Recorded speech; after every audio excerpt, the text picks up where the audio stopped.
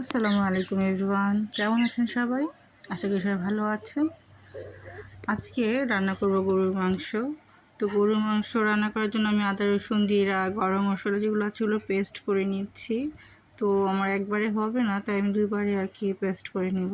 এই যে মাংস ধুয়ে সুন্দর করে আমি রেখে দিচ্ছি। আর এখানে আছে চুলার গ্যাসেও যে কি হয়, দুপুর হলেই গ্যাসটা কমে যায়।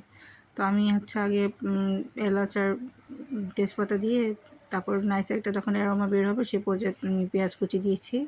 পেঁয়াজগুলোকে আমি একদম ব্রাউন করে ভেজে নিয়েছিলাম। ভেজে নেওয়ার পরে এখানে আমি যে ব্লেন্ড করে রেখেছিলাম মশলাগুলো এগুলো দিয়ে দিয়েছি, আদা রসুন জিরা যে পেস্টগুলো। তারপর একে একে আমি হলুদ মরিচ ধনিয়ার গুঁড়া লবণ দিয়ে ভালো মতো কষিয়ে নিয়েছি। তারপরে হচ্ছে এখানে ধুয়ে রাখা মাংসগুলো দিয়ে দিয়েছি। আর পাশের চুলায় আমি আগে পানিটা ফুটিয়ে দেন হচ্ছে আমি চাল দিয়েছি, কারণ গ্যাস যেহেতু একদম কম, তো ঢেকে দিয়েছি। আস্তে আস্তে হচ্ছে আর আমি এখানে আস্তে কম আছে মাংসটা কষাচ্ছিলাম। তো অনেকটা সময় নিয়েই মাংস কষিয়েছি, দেখতেই পাচ্ছেন যেহেতু নাকি গ্যাস কম। তো আমি এখানে আস্তে আস্তে কষাচ্ছিলাম। যখন এখানে পানিটা টেনে আসছে সুন্দর মতো সব কষানো হয়ে যাবে সেই পর্যায়ে আমি কতগুলো আলু কেটে ধুয়ে নিয়েছিলাম, আলুগুলো দিয়ে দিয়েছি। দিয়ে আমি আবারও ভালো মতো কষিয়েছি। আমার হচ্ছে যতক্ষণ না হচ্ছে সিদ্ধ হয়ে যাচ্ছে প্রপার ওয়েতে আমি ততক্ষণ সময় নিয়েই কষাচ্ছিলাম।